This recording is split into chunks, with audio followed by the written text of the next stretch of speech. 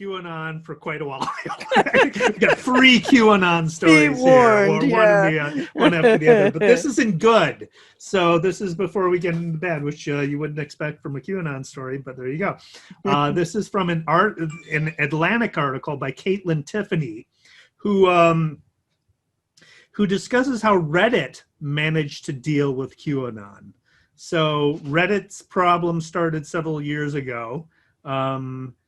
But it was before QAnon really became a cultural phenomenon, before it really took off and became something that, normal people had heard about.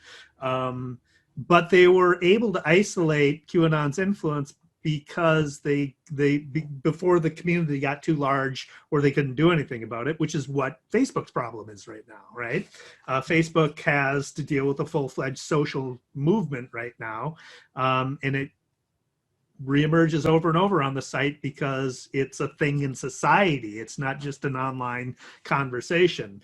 The article quotes James Grimmelman, who is a professor of digital and information law at Cornell Law School.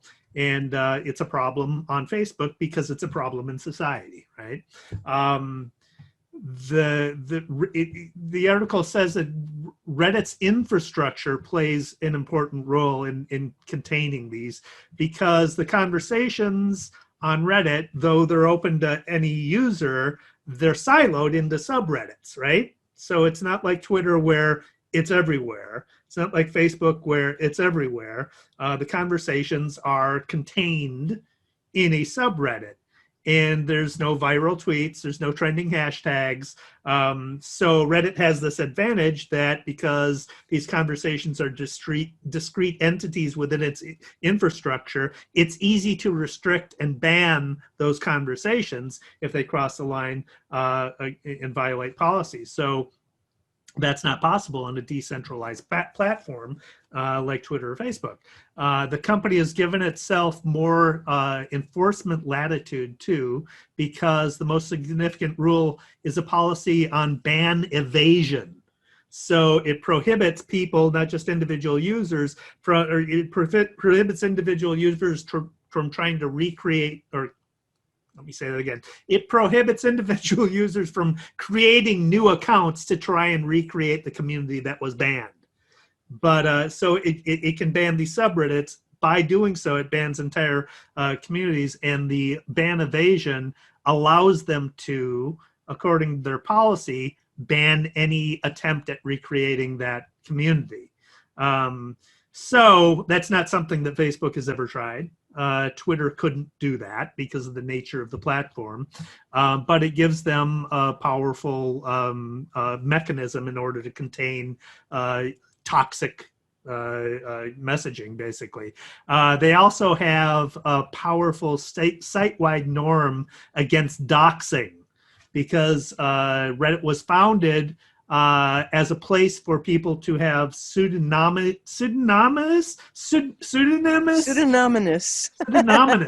That's a hard word to pronounce. Pseudonymous or anonymous discussions.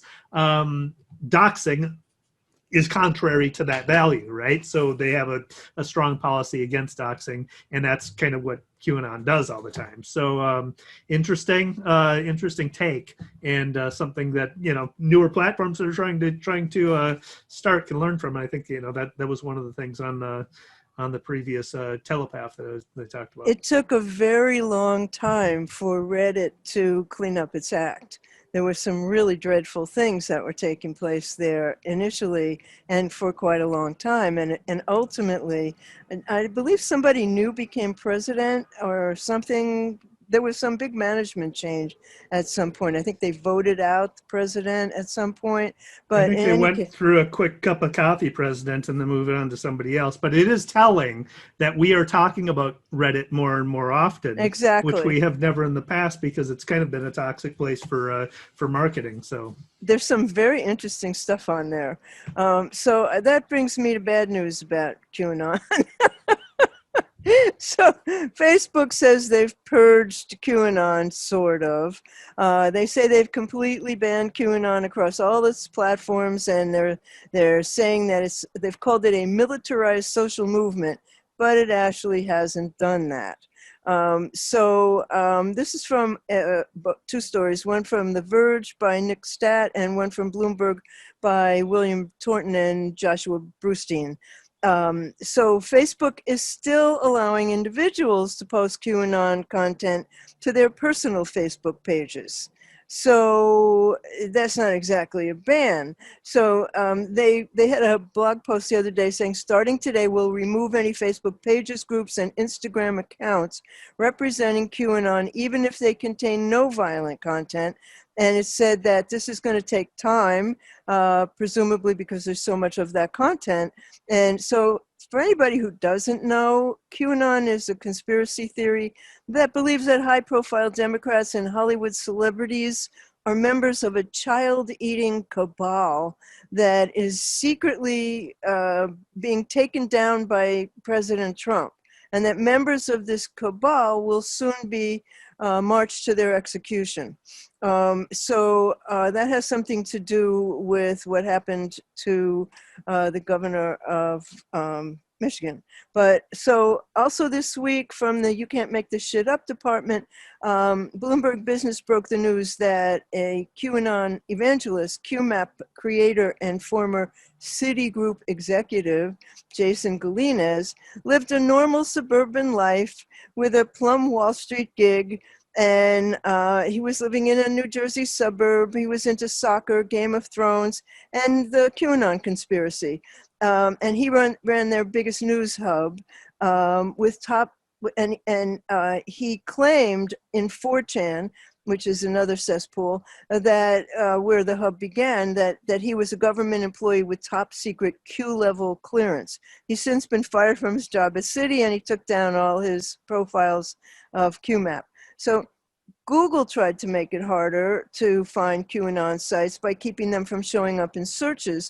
And Facebook and Twitter have blocked links to them through posts, but posts are easy to find on Facebook and everywhere else, and even on Telegram.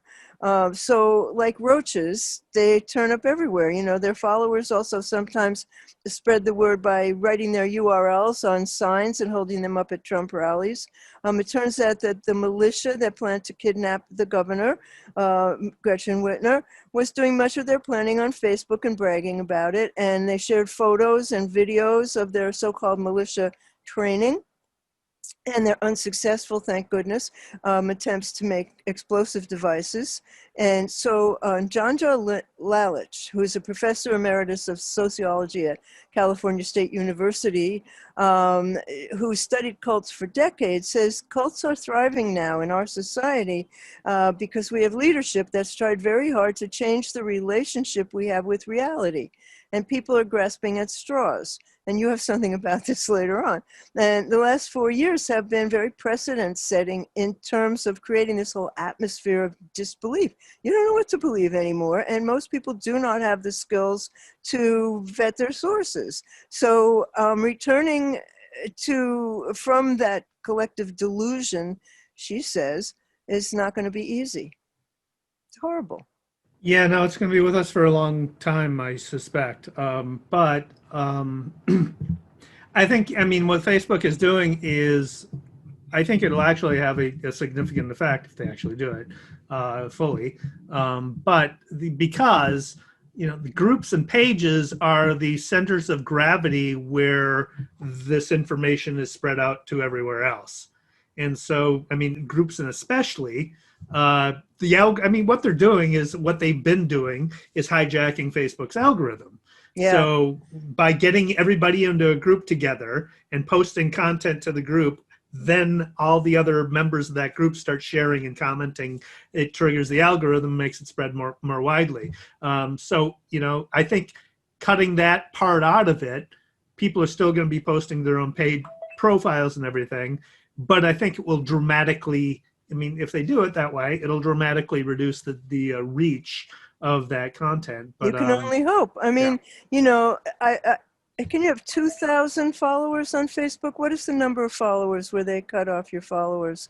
It's a pretty significant number, and you know, they'll find a way because they do, or they'll go back to 4chan, or they'll start some other network. I mean, you know, they'll find a way. So this is another QAnon More thing. This is from QAnon. more QAnon. This is from Jane Litvenko at BuzzFeed News, and we've been talking about how QAnon is spreading disinformation, misinformation, conspiracy theories in the information ecosphere. This is a story about the consequences of consuming that information, and it's fascinating. So BuzzFeed, I won't go through what QAnon is. You already just did that, Yeah. but BuzzFeed asked their readers for stories of friends and family members who they know that have bought into QAnon, basically become QAnon adherents. Almost 200 people told them, responded, of what it's like to lose a loved one to the mass delusion, is how they phrased it. It's a cult. Yeah.